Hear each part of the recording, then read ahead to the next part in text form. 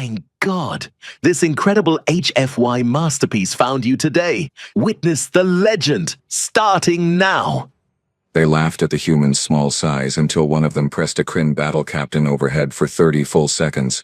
The laughter died instantly, replaced by the question no one wanted to ask: what are humans made of? Vexed Tharoon stood in the center of the training hall, his scales gleaming under the harsh fluorescent lights of the Galactic Defense Coalition facility. He crossed his 4 muscular arms across his chest, watching the entrance with barely concealed anticipation. Today was assessment day, and he lived for this. For 15 cycles, Vex had served as the primary combat instructor at Station Apex, the Coalition's most prestigious military training center. He had seen every species the galaxy had to offer: Vexians with their quad-arm configurations, Vorkul berserkers who could bend steel plating, Methari shock troops with their crystalline exoskeletons, and of course his own people, the Kryn, who dominated every physical category in the known systems. The Kryn were built for war. 2.3 meters of dense muscle, reinforced skeletal structure, and reflexes honed through millions of years of evolution on Krenar, a world where only the strongest survived to breed. Vex himself could deadlift 400 kilograms without breaking a sweat. He had personally trained over 3,000 soldiers, and not one had ever exceeded Kren standards. Not one. The door hissed open and Vex's second-in-command, a Thexian named Krell, entered with a datapad. His forearms moved in an agitated pattern which usually meant something had annoyed him.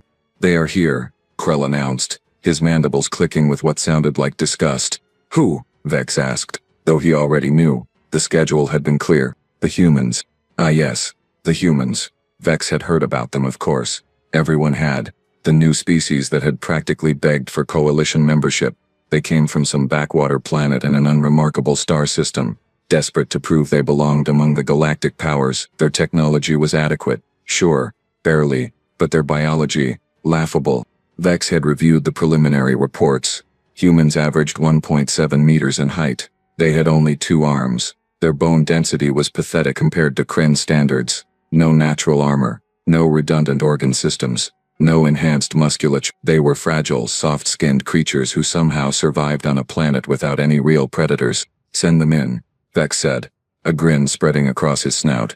This would be entertaining. The doors opened again, and the human delegation entered the training hall. Vex had to stop himself from laughing out loud. There were 6 of them, dressed in dark blue uniforms that looked almost comical on their small frames. The tallest among them barely reached Vex's chest. They looked around the facility with wide eyes, taking in the massive equipment, the reinforced floors, the weights that could crush a civilian transport vehicle. Behind Vex, he heard snickering. Several Kryn soldiers had gathered to watch, along with a few Vorkul and Methuri. Word had spread quickly about the human assessment.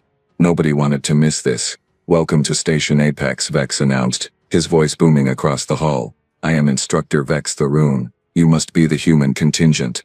The human at the front of the group stepped forward. He had dark skin, close-cropped hair, and an expression that gave away nothing.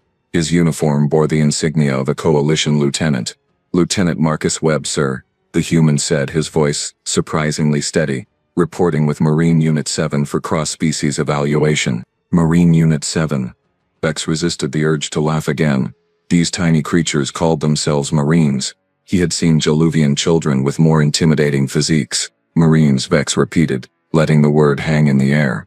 "Tell me, Lieutenant Webb, do you understand what we do here at Station Apex?" "Physical assessment and combat readiness evaluation, sir," Marcus replied without hesitation. "Correct. We test strength, endurance, and combat capability across all Coalition species." Vex walked slowly around the human group, examining them like specimens. "We establish baselines. We identify weaknesses. We separate the warriors from the diplomats." More laughter from the gathered aliens. One of the Vorkul, a massive brute named Garthok, stepped closer to get a better look. "By the void." "They're tiny," Garthok rumbled, his voice like grinding stone. "Vex, are you sure these are adults?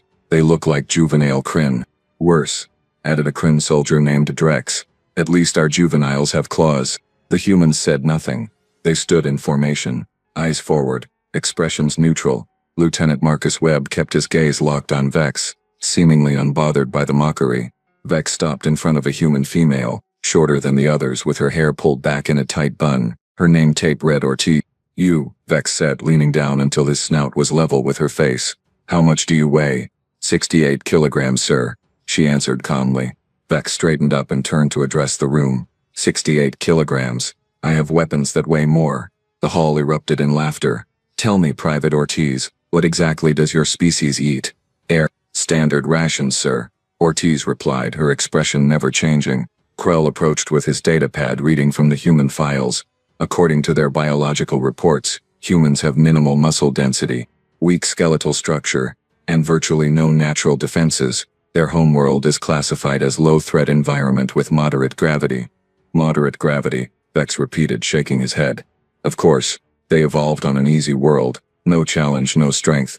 He turned back to Marcus Webb, who still had not moved, had not reacted, had not shown even a flicker of emotion. Something about that stillness bothered Vex, though he could not say why. Lieutenant, I will be honest with you, Vex said, moderating his tone slightly. I have trained thousands of soldiers. Kren, Vorkol, Thexian, Nathari, even Peluvians, but humans, he gestured at the group. I do not see how your species can meet coalition military standards. You are simply too, well, weak. Marcus Webb nodded slowly, as if considering this. Then he spoke, his voice quiet but clear enough for everyone to hear. Permission to proceed with the assessment, sir. Vex blinked. He had expected protest, anger, maybe even some desperate appeal about human potential. Instead, the human wanted to continue. You understand what will happen, yes? Vex asked. You will be tested against species that evolved for combat. You will fail, badly, and it will be witnessed by everyone here. Understood, sir, Marcus said. We still want to try. For a moment Vex almost felt something resembling pity. These humans had no idea what they were walking into. They would humiliate themselves and their species would become a joke across the coalition. But if they wanted to learn the hard way, who was he to stop them? Very well, Vex announced, turning to address the assembled soldiers. Clear the floor, prepare the standard assessment weights. Let us see what Earth's finest can do. The aliens cheered and jeered, already placing bets on how quickly the humans would give up. Marcus Webb simply nodded and gestured for his unit to follow him to the testing area. Vex watched them go, these tiny, fragile creatures walking calmly toward their own embarrassment. He had no idea that in less than an hour everything he thought he knew about strength would be shattered. The testing platform hummed to life, its reinforced surface designed to handle the kind of weight that would crush standard flooring. Vex stood at the control panel, pulling up the standard coalition assessment protocols on the main display screen. Around the perimeter of the hall, aliens gathered in clusters, some sitting on equipment racks, others leaning against walls, all eager to watch the show.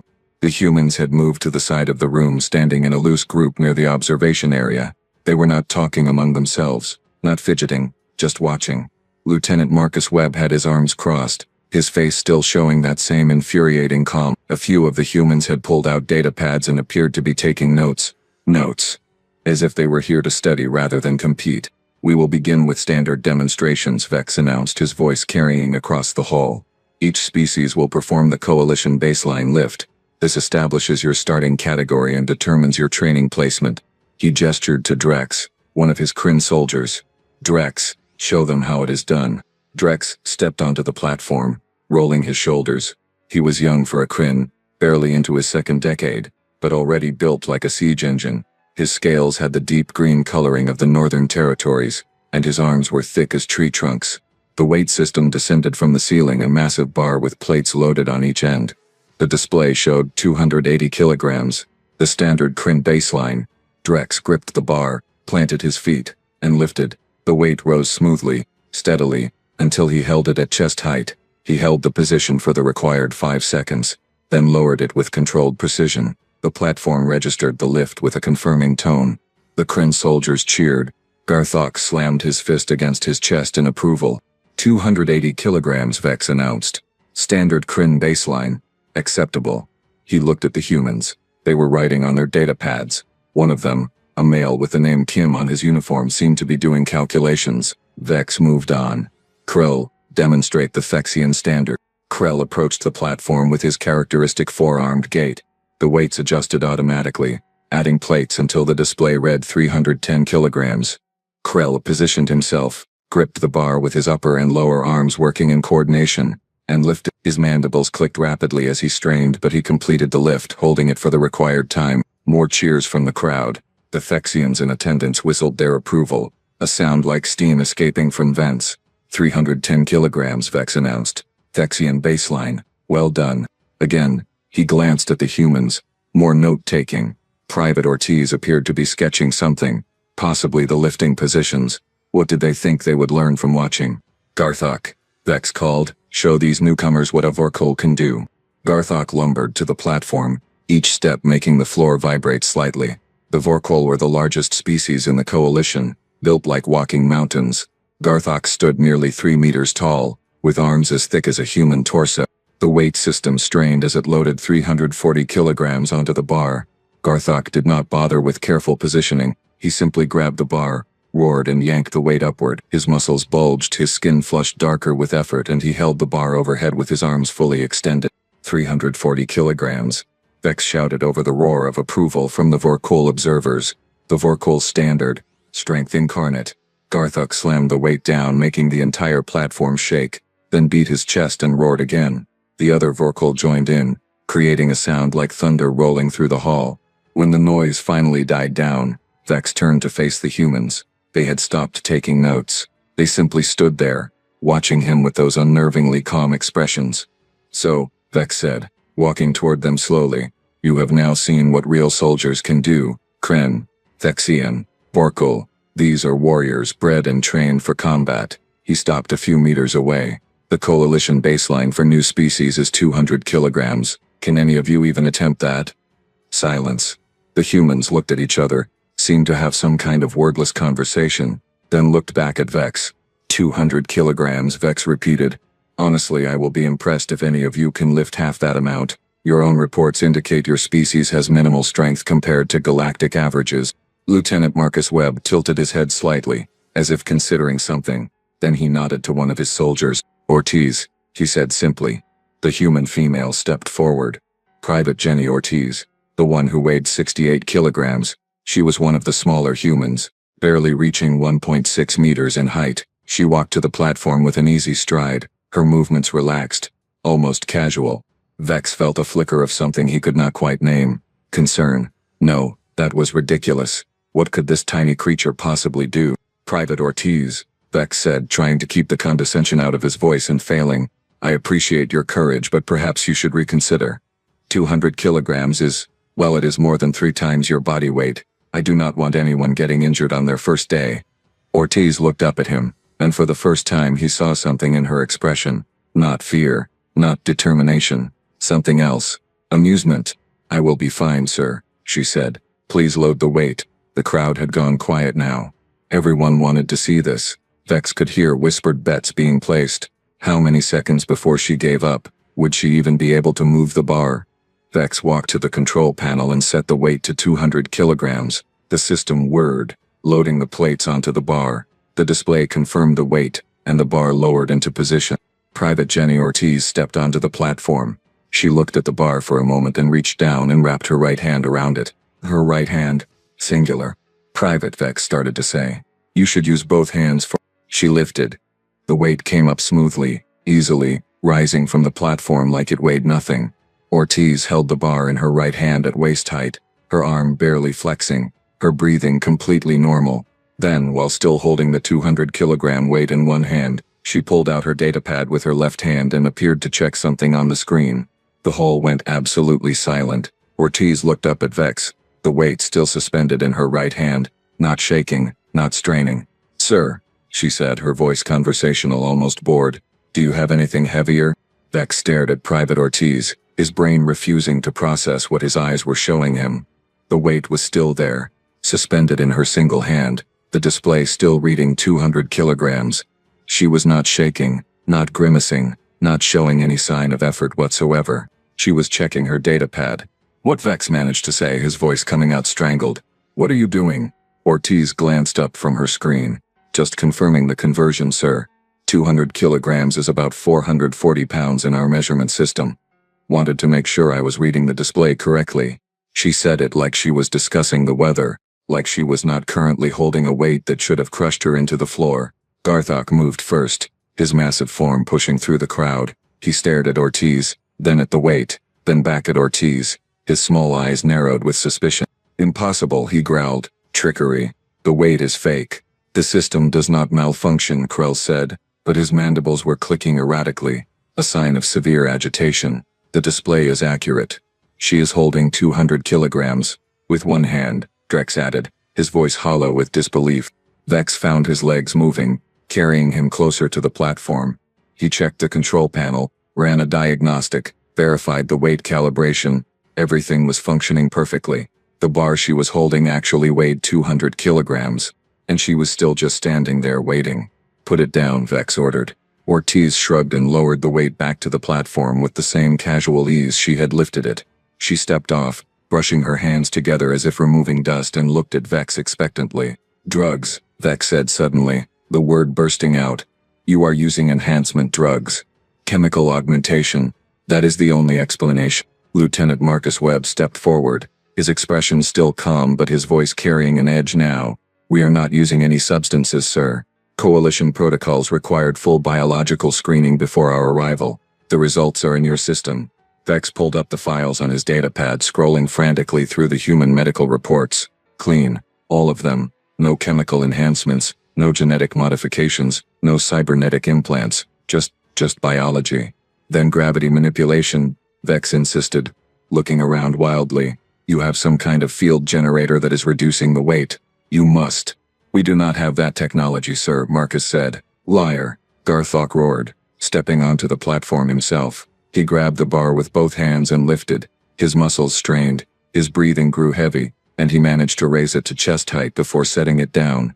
200 kilograms is heavy. She could not lift that with one hand, unless something was wrong with the weight. Marcus looked at his unit, seemed to have another Witness one this. of those silent This conversations, is then why turned God back to gave Vex. humans such Sir, an unbreakable may I explain will. something about Earth? No Vex force wanted in to the refuse, galaxy can wanted hold to us throw back. these humans out of his facility and never think about them again, but he was also a soldier, and soldiers sought answers, even when those answers terrified them. Speak, he said. Marcus gestured to the other humans who moved to stand beside him in a line.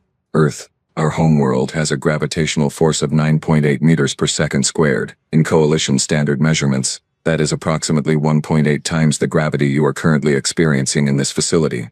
The number hung in the air. Vex heard it, understood the words, but the meaning would not connect. 1.8 times, Krell repeated, his voice rising. That cannot be correct. Your planet would crush you. It does not crush us, Private Ortiz said, because we evolved there. Our bones, our muscles, our entire biology adapted to that environment over millions of years. Another human stepped forward, a male with the name Kim on his uniform, Corporal Devon Kim. He tapped at his datapad and pulled up a holographic display showing 2 planetary bodies. This is your station's artificial gravity, Devon said, pointing to one sphere. Standard Coalition baseline designed for average species comfort, and this, he pointed to the other sphere, is Earth. Every second of every day from the moment we are born until we die, we are being pulled down with almost twice the force you experience. Vex felt something cold spreading through his chest. He looked at the humans again, really looked at them. Their legs, thick and heavily muscled for their size, their compact builds, the way they stood, perfectly balanced, like they were anchored to the ground. Standing upright on Earth requires constant muscular engagement, Marcus continued. Walking requires more effort. Running requires even more. Everything we do, every movement, every action, we are fighting against a force almost twice what you experience as normal. That is why you are so short, Drex said quietly, understanding dawning in his eyes. Your bodies are compressed by the gravity. Compressed, adapted, strengthened, Marcus confirmed. And when we come to a station like this, with your standard gravity, we are effectively operating at less than 60% of our normal weight resistance. Vex tried to do the calculations in his head. If Ortiz weighed 68 kilograms here, on Earth she would weigh over 120 kilograms, and she carried that every single day. The 200-kilogram lift, Vex said slowly. On Earth, that would be closer to 360 kilograms in equivalent resistance, Devon confirmed. But Private Ortiz has been training in Earth gravity her entire life. 200 kilograms in standard gravity as well. It is light for her. Light, Garthok repeated, his voice barely a whisper. Ortiz smiled, and there was something predatory in that expression. Sir, you asked if I could attempt the baseline. I did. Now, respectfully, I ask again, do you have anything heavier? Because that was not even close to challenging. The assembled aliens looked at each other, confusion and growing fear spreading through the crowd. Vex heard whispered conversations. saw soldiers backing away from the humans as if they were suddenly dangerous. A Thexian in the back spoke up, his voice shaking. But your report said Earth was a low-threat world, moderate environment. No major predators. Marcus turned to face the speaker and his smile was not friendly. Who do you think killed all the predators? The silence that followed was absolute. Vex forced himself to think like an instructor, to push past the shock and focus on protocols. If what they were saying was true, if Earth really had that much gravity, then these humans were not just stronger than they appeared, they were potentially stronger than anyone in the coalition. Prove it, Vex said, his voice hoarse. You say you can lift more. Then prove it. Show us what you are actually capable of. Marcus looked at his unit again. Ortiz nodded. Kim grinned. The others showed similar expressions of anticipation. Yes, sir, Marcus said. We would be happy to demonstrate, but you should probably clear some space, and maybe reinforce the platform. We would not want to damage your equipment. Damage the equipment. The equipment designed to handle Vorkul Berserker. Vex looked at the control panel, at the maximum weight capacity listed in the system specifications. 500 kilograms, the absolute limit of what the platform could safely support. No species had ever even attempted that weight.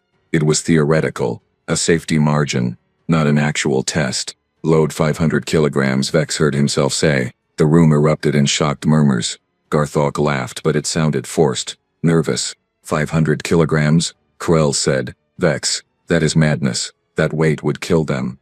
Marcus Webb looked at the Thexian, then back at Vex, and his expression was almost pitying. Sir, he said quietly, you are going to need more than that. Vex felt his authority slipping away with every passing second, and he hated it. He was the instructor here. He set the standards. He determined who was strong and who was weak. These humans, these tiny, impossible creatures, were turning his entire understanding of the universe upside down.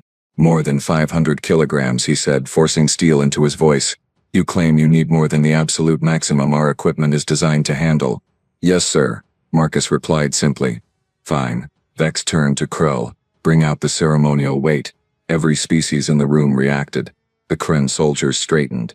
The Vorkul stopped their muttering. Even Garthok looked surprised. The ceremonial weight. Krell's mandibles froze mid-click. Vex, that has never been used for actual training. It exists only for— I know what it exists for, Vex snapped. Bring it out, now. The ceremonial weight was exactly what it sounded like. A relic from the Coalition's founding. A massive barbell created to symbolize the strength of unified species. It was displayed during official ceremonies, photographs with visiting dignitaries, recruitment propaganda. It weighed 500 kilograms fully loaded, and in the 15 cycles Vex had been at Station Apex, he had never seen anyone actually lift it. It took 4 Kryn soldiers to wheel it out on a reinforced cart. The bar was thicker than standard equipment, the plates enormous discs of dense metal. The crowd parted to let them through, everyone staring at the weight like it was some kind of holy artifact, which, in a way, it was. They positioned it on the platform, and the structure groaned slightly under the load. The display confirmed the weight. 500 kilograms exactly. Vex turned to Marcus. There. 500 kilograms. The maximum. Lift that, and I will believe your claims about Earth's gravity. Marcus looked at the weight, then at his team. Ortiz, Kim, Chen, Rodriguez. Warm-up rotation. Warm-up. He called it a warm-up. 4 humans stepped onto the platform. Ortiz was joined by Kim, a female with the name Chen on her uniform, and a male named Rodriguez. They positioned themselves around the bar, discussing something in low voices too quiet for Vex to hear. Then Ortiz and Kim gripped one end of the bar while Chen and Rodriguez took the other. They lifted together. The 500 kilogram ceremonial weight rose off the platform like it was made of foam. The 4 humans brought it to chest height, held it there for the standard 5 seconds, then lowered it back down with perfect control. Then they did it again, and again. On the 4th repetition, Chen yawned. By the ancestors, Drex whispered. They are toying with it. Ortiz stepped back and rotated her shoulder, stretching. Sir, this is good for warming up our stabilizer muscles, but if you want to see our actual capabilities, we need heavier equipment. There is no heavier equipment, Vex roared, his composure finally breaking. That is the limit. 500 kilograms is the maximum. Corporal Devon Kim stepped forward, his datapad in hand. Sir, respectfully, this is a military training facility, but you also have a cargo handling zone, correct? For loading and unloading supply ships? Vex blinked. Yes, but that equipment is not designed for. The loading arms use counterweights for calibration, Devon continued, reading from his datapad. According to the station's public technical specifications, those counterweights range from 500 to 1500 kilograms. We could use those. 1500 kilograms. The number was absurd. That was not a weight for beings to lift. That was for machinery. For industrial equipment. You cannot be serious, Krell said. Marcus looked at Vex, his expression earnest. Sir, if you want proof, real proof, we need to access that equipment. What we have shown you so far is just basic strength. You wanted to see our limits. Let us show you. Before Vex could respond, the main doors to the training hall slammed open with a force that made everyone jump. Captain Ryla Thawne entered like a storm made flesh. She was magnificent. Even among Kryn, Ryla was exceptional. She stood 2.4 meters tall, her scales a deep crimson that marked her as coming from the warrior caste. Her forearms were thick with muscle earned through decades of combat. She weighed 290 kilograms of pure predatory power, and every step she took radiated authority. Ryla had commanded the 7th Kryn battle group for 20 cycles. She had personally led ground assaults on 3 hostile worlds. She wore scars like medals, and her reputation made even Vorkol berserkers show respect. She was also Vex's direct superior. Instructor Vex. Ryla's voice cut through the hall like a blade. Why is my entire command staff messaging me about humans performing impossible feats in your training facility? Vex snapped to attention. Captain Thawne. Ryla's gaze swept across the room, taking in the assembled aliens, the ceremonial weight still on the platform, and finally settling on the humans. Her eyes narrowed. These are the humans everyone is panicking about? She walked closer, studying them like insects under glass. They are tiny. Yes, Captain. But, no. Ryla held up one clawed hand. I have heard the reports. I have seen the message threads. Everyone is acting like these creatures just rewrote the laws of physics. She stopped in front of Marcus Webb, looking down at him from her impressive height. You are the one claiming to be stronger than Coalition species. Not claiming, Captain, Marcus said calmly. Demonstrating. Ryla laughed. A deep, rolling sound. Demonstrating. You understand I could break you in half with one hand. Yes. You understand that I am the 2nd strongest being on this station, and I have spent my entire life perfecting the art of physical combat. I understand you are very strong, Captain. Marcus agreed. Very strong. Ryla's amusement faded, replaced by something colder. I am not very strong. Human. I am the standard by which strength is measured in the Coalition military. I have personally lifted 420 kilograms in combat gear. I can crush steel with my bare hands. I have torn bulkhead doors off their hinges. She leaned down until her snout was level with Marcus's face. So when I hear that some fragile little species from a backwater world is making my soldiers question their own capabilities, I take offense. Do you understand that? Marcus met her gaze without flinching. Yes, Captain. Good. Ryla straightened up. Then you will not mind a small demonstration. Right here. Right now. So we can end this foolishness. She turned to Vex. You have been testing them? Yes, Captain. Vex said. They lifted the ceremonial weight. 4 of them. Like it was nothing. Ryla's expression flickered with something that might have been doubt, but it vanished quickly. The ceremonial weight. Impressive for creatures your size, I suppose. But that proves nothing. Leverage and technique can compensate for lack of strength. She walked to the platform and grabbed the ceremonial weight bar with her 2 lower arms. With a grunt of effort, she deadlifted it, brought it to waist height, and held it there. Her muscles strained, her breathing increased, but she maintained the position for 10 seconds before setting it down. 500 kilograms, she announced. Difficult but manageable for a Kryn of my rank and training. She turned back to the humans. Can any of you match that? Alone? Without your teamwork tricks? Private Ortiz raised her hand. I can, Captain. Ryla scoffed. You weigh what?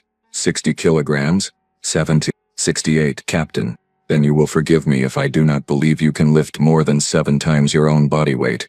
Ortiz smiled, and Vex recognized that expression now. It was the look of someone who knew a secret, who was waiting for the perfect moment to reveal it. Captain Thawne, Marcus said quietly. Before we continue, I should explain something about Earths. I do not care about your explanations, Ryla cut him off. I care about results. Either demonstrate your strength, or stop wasting my time. Marcus nodded slowly. As you wish, Captain. He looked at his team and Vex saw something pass between them. A decision being made. Actually, Captain, Marcus said, turning back to Ryla.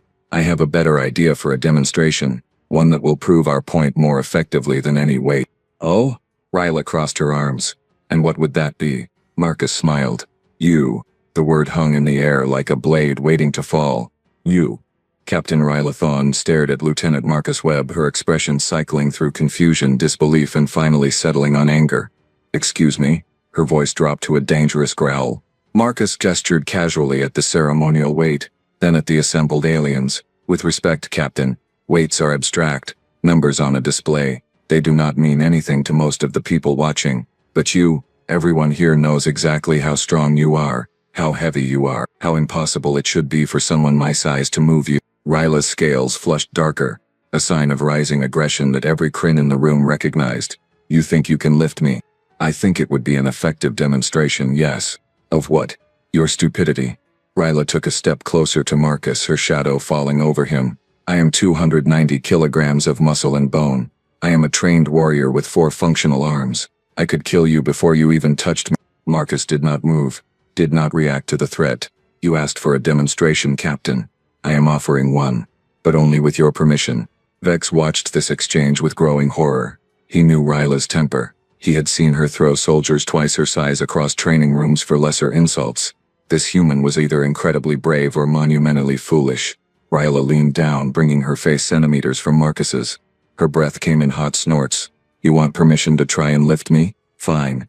You have it, and when you fail, when you collapse under my weight, when you humiliate yourself in front of everyone here, you will leave this station and never come back. Agreed? Agreed, Marcus said calmly. Ryla straightened up, spreading her forearms wide. Then try, human. Show me this impossible strength you claim to possess. Marcus took a breath, rolled his shoulders once, and stepped forward. What happened next would be discussed in military academies for generations. Marcus moved with sudden, fluid precision. His hands shot out, gripping Ryla around her midsection just below her lower set of arms. For a fraction of a second, she tensed, preparing to counter what she assumed would be a failed lifting attempt. Then Marcus lifted. Captain Ryla Thawne came off the ground like she weighed nothing. Not slowly, not with visible strain or struggle.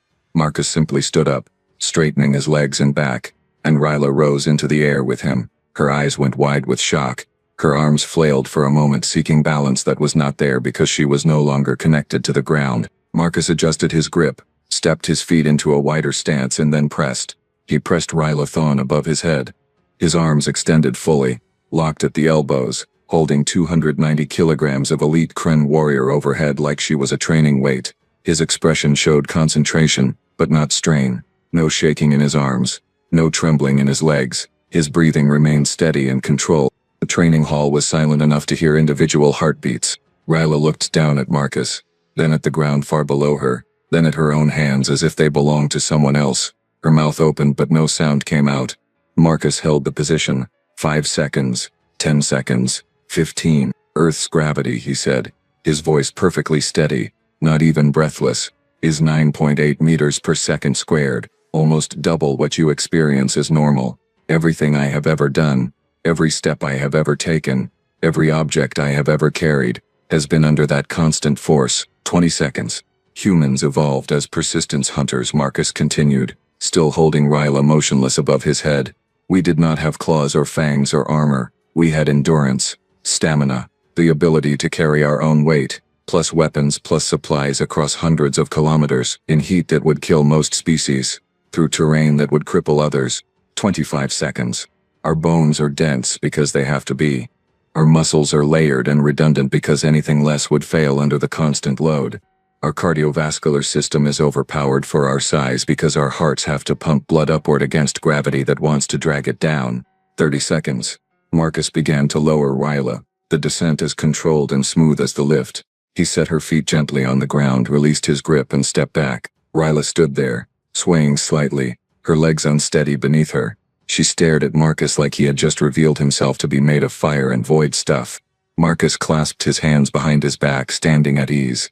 Captain, you weigh approximately 290 kilograms here. On Earth, your equivalent weight would be over 520 kilograms. I have trained my entire adult life in that gravity. Lifting you in standard coalition gravity is not difficult.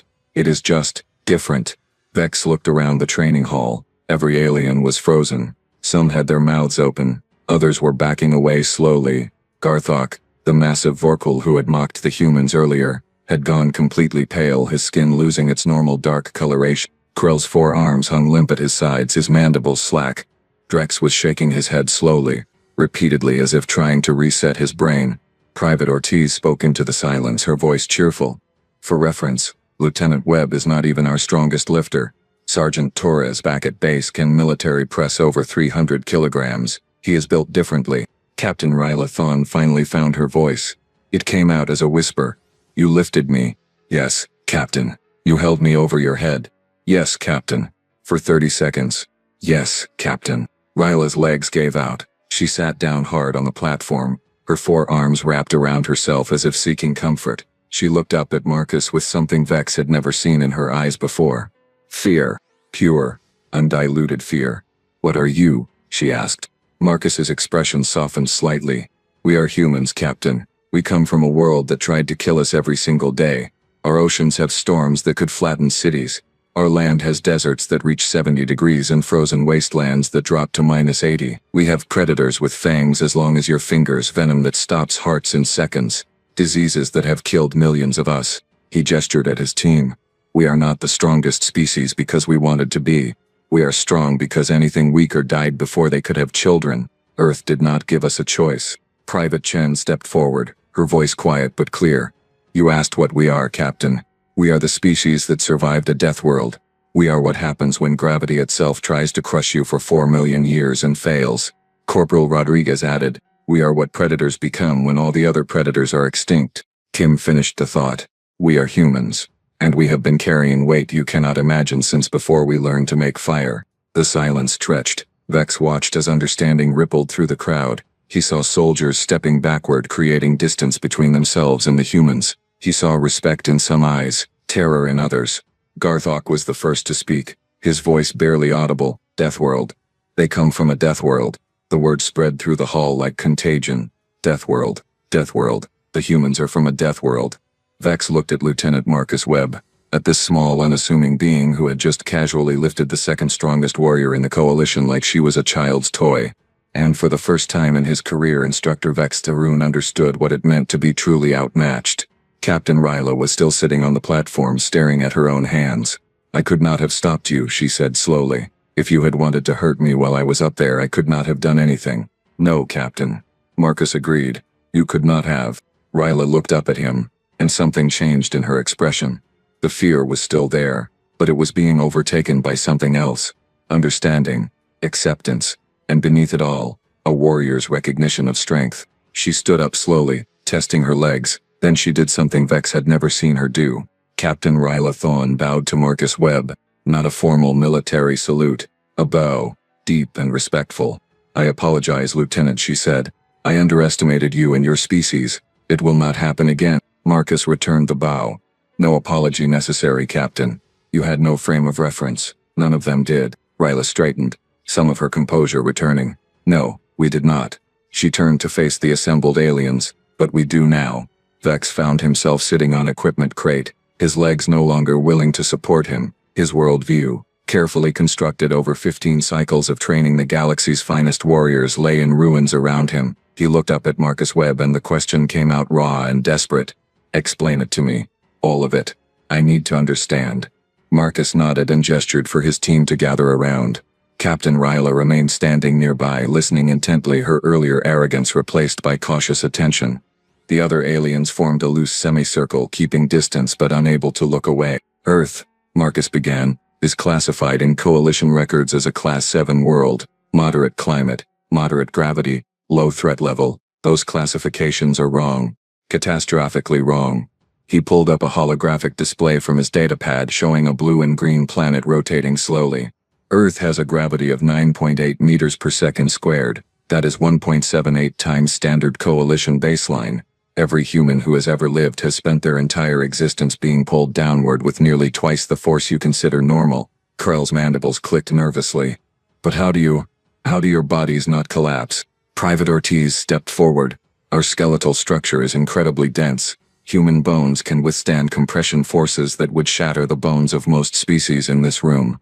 Our leg bones alone support our full body weight multiplied by 2 to 3 times during normal running, in Earth gravity. Which means in your gravity we are operating at a fraction of our normal stress load. She pulled up a comparison chart. A human femur, our thigh bone, can withstand 16,000 newtons of force before fracturing. For reference, that is equivalent to supporting roughly 1,600 kilograms of weight. We built these bones by walking upright against crushing gravity for millions of years. Drex spoke up, his voice shaking. But your muscles, you are so small, how? Muscle density, Corporal Devon Kim answered.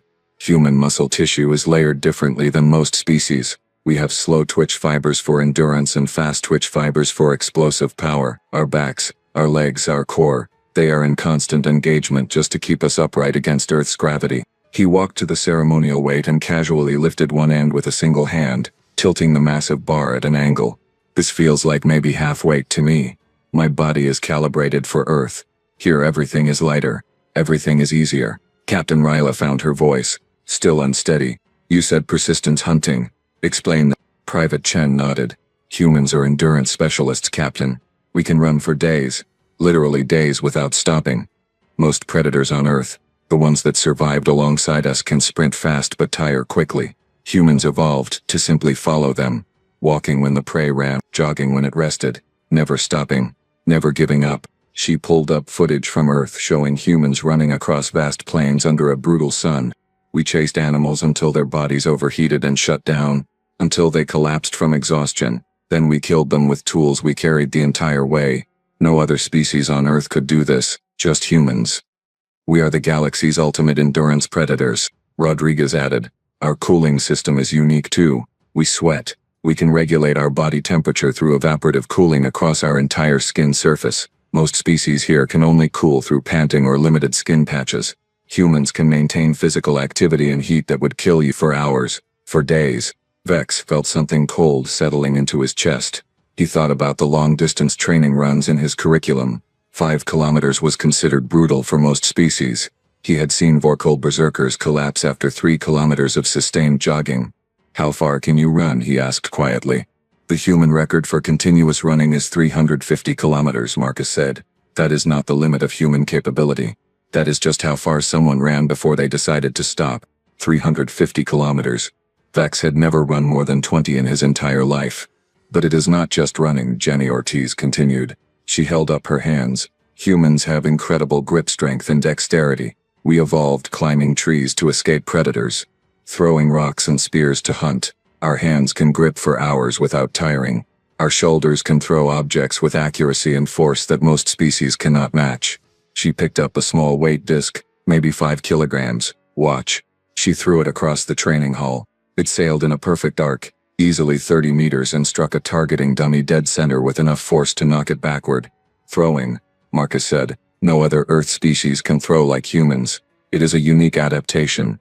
We can generate incredible force through rotational motion. Spears, rocks, grenades. Humans are living artillery. Garthok spoke up, his earlier aggression gone. Your world, Earth, it tried to kill you. The gravity alone should have kept you crawling on the ground like insects. How did you survive? Marcus met his gaze. We survived because we adapted. Because we had no choice. Earth has temperature swings of over 150 degrees depending on location and season. We have storms with winds exceeding 300 kilometers per hour. We have earthquakes that shatter cities, volcanoes that block out the sun, floods, droughts, ice ages. His voice grew harder. We have predators with claws that can tear through flesh, venom that stops hearts, diseases that spread through populations and kill millions, parasites that eat us from the inside. Earth is not a moderate world. Earth is a nightmare that has been trying to exterminate humanity since we first stood upright. Chen pulled up more images. Hurricanes, tsunamis, erupting volcanoes, lions, bears, crocodiles, snakes. And we killed them. She said simply. We killed the predators. We built shelters against the storms. We created medicine for the diseases. We hunted the hunters until they feared us more than we feared them. Humans did not become strong because we wanted to. We became strong because every single generation, the weak ones died before they could have children. There was a long silence. Then Captain Ryla spoke, her voice thoughtful. Your uniforms, she said. They look heavier than standard coalition issue. Marcus smiled slightly. Good observation, Captain. They are heavier. Significantly heavier. He reached down and touched a control on his belt. There was a series of clicks, and something fell from his uniform, clattering to the floor. Other humans did the same. Weighted plates, built into their clothing. Each plate is 5 kilograms, Marcus explained. We wear them to simulate Earth gravity as closely as possible in coalition standard conditions. Without them we would lose muscle density and bone strength over time. Our bodies would atrophy. Devin bent down and collected his plates. I am wearing 20 kilograms of weight distribution across my body. I have been wearing it this entire time. We all have. Vex stared at the plates on the ground. You have been training, with extra weight, this entire time? Yes, sir. You lifted the ceremonial weight while wearing 20 kilograms of extra mass. Yes, sir. Vex did the math in his head and felt sick. If they removed the weights completely, if they operated at full capacity in standard gravity, they would be even stronger. Captain Ryla walked to the discarded weight plates and picked one up. I could not lift myself easily, she said quietly. Another Kryn of my size and mass? I would struggle. I might manage it briefly, but not like you did. She looked at Marcus. You made it look effortless. Because for me, it was relatively simple, Captain, Marcus said. You weigh 290 kilograms. On Earth I regularly train with 300 kilogram lifts. Here, with reduced gravity, you were well within my capability range. Ryla set down the weight plate carefully, reverently. We have been testing you against our standards, but our standards are based on our worlds, our gravity, our evolution. We never considered that your baseline was completely different. She looked around at the training equipment, the weights, the testing platforms, everything here, all of it. It is too light for you. You have been training at a massive disadvantage, and you still exceeded our best performances. Marcus nodded. We adapt, Captain. It is what humans do. Vex stood up slowly, his legs steady again but his mind still reeling. He walked to the platform where the ceremonial weight rested. He had spent his entire career believing that Kryn were the apex warriors, that physical strength followed a natural hierarchy with his species near the top. He had been wrong. He looked at the humans, really looked at them. Their compact builds were not weakness. They were compression, efficiency, density. Their size was not a limitation. It was an adaptation to survive under crushing gravitational force. Every muscle fiber, every bone, every system in their bodies was over-engineered for a world that wanted them dead. And they had not just survived. They had thrived. They had become the apex predators of a death world that made coalition standard environments look like vacation resorts. Private Ortiz walked to the weight rack and selected what the facility classified as a heavy training set. 250 kilograms. She loaded it onto an adjustable bar and began performing shoulder presses. Smooth, controlled, 10 repetitions without pausing. Warm-up set, she explained, noticing Vex watching. Gets the blood flowing. Warm-up set. Drex's personal record was 280 kilograms, one lift. Maximum effort. And this human was doing it for 10 repetitions as a warm-up exercise. Kim and Rodriguez moved to another station and began doing pull-ups, with 40-kilogram weights attached to their belts. They made it look casual, conversational, chatting with each other between sets. Chen was stretching, bending in ways that should not be possible for a being with a rigid skeleton. Yoga, she explained. Human flexibility training helps prevent injury. Captain Ryla watched all of this with the expression of someone re-evaluating every assumption they had ever made. How do we train them? She asked Vex quietly. Our equipment is inadequate. Our standards are meaningless. How do we integrate humans into coalition forces when they operate on a completely different physical paradigm? Vex had no answer. Marcus approached them, overhearing the question. You train us the same way you train everyone else, Captain. You teach us tactics, strategy, teamwork. Physical strength is just one component of military effectiveness. We are not here to replace anyone. We are here to contribute what we can. Ryla nodded slowly. Diplomatic answer, Lieutenant. But we both know the truth. Humans are not just another species joining the coalition. You are a game changer. A force multiplier that nobody saw coming. She extended one of her 4 hands. I would be honored to train alongside your people, to learn from them, and perhaps, to teach them what we know as well. Marcus shook her hand. The honor would be ours, Captain. Vex watched the exchange, and understanding finally crystallized in his mind. He had laughed at Earth's soldiers. He had mocked their size, their appearance, their supposedly weak biology. He had judged them by coalition standards, never realizing that those standards were built for normal worlds, comfortable worlds. Safe worlds. Earth was none of those things. Humans did not train in gyms to build strength. They trained in gyms to maintain the strength that simply existing on their nightmare planet had given them. Every step a human took on Earth was resistance training. Every breath was cardiovascular conditioning. Every moment of their lives, gravity itself was trying to crush them, and they just kept standing. They were not soldiers who got strong. They were a species born strong, forged strong, evolved strong by a world that killed anything less. And the galaxy had no idea what was coming. Vex looked at Lieutenant Marcus Webb one last time, seeing him clearly now, not as a small, weak creature from a backwater world, but as exactly what he was, a death world predator, standing casually in a garden, surrounded by prey who had finally realized what they were looking at. "Welcome to Station Apex, Lieutenant Webb," Vex said, his voice steady despite everything. "I think we have a lot to learn from each other." Marcus smiled. "I think so too, Instructor Thawne. I think so too." God brought you here for a reason. If you believe in the power of the human spirit, hit subscribe. Join the golden age. See you among the stars.